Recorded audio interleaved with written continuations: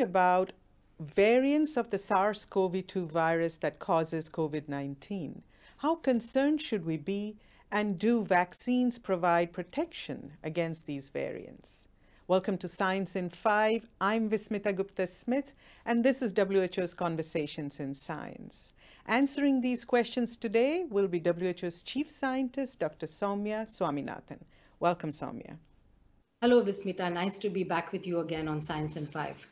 Soumya, tell us what we know about these variants.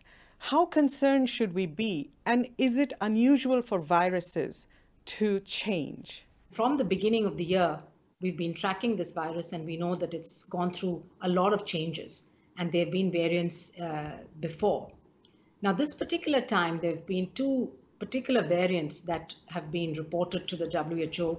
One was identified in the UK and one was identified in South Africa. They do have one change in common. We call it the N501Y mutation. But otherwise, the two are different. And the reason there's concern is that both of these variants were associated with an increase in the number of cases in both of these countries.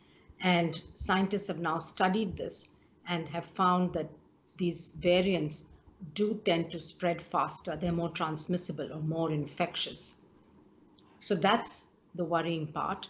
However, so far they do not seem to cause more severe illness or a higher death rate or any sort of different clinical manifestations. They seem to behave pretty much as the previous viruses were behaving and cause a pretty similar kind of disease. Soumya, a number of countries are rolling out vaccines as we speak.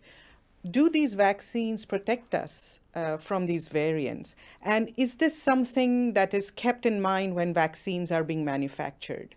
Yes, this is a very important point that vaccine developers keep in mind. And as you know, we have some vaccines like measles, which you don't need to change at all. You make the vaccine, it works, pretty much all the time.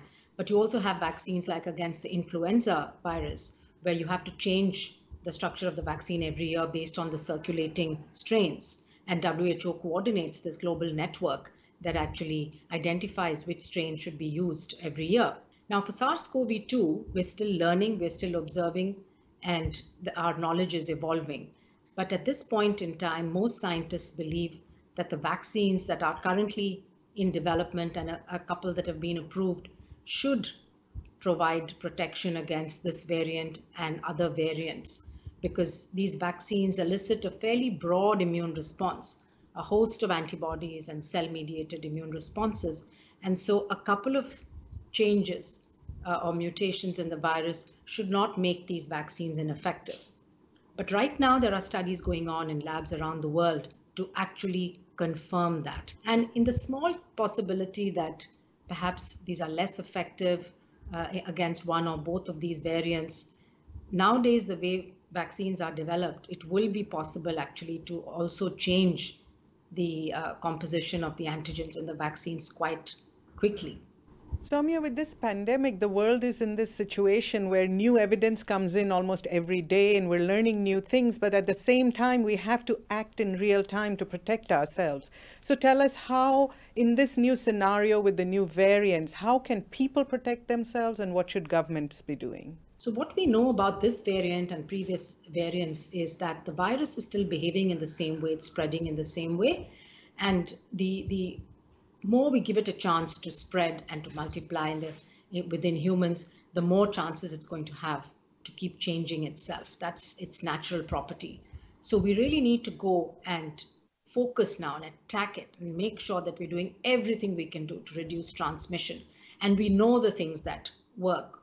We know that testing, that identifying those who are infectious, that being able to provide them supportive isolation, tracking and contact tracing, and quarantining all the contacts, making sure that people continue to comply with the physical distancing, with wearing a mask, with avoiding crowded places, avoiding closed settings where there are a lot of people, washing hands, respiratory etiquette, staying home if you're sick.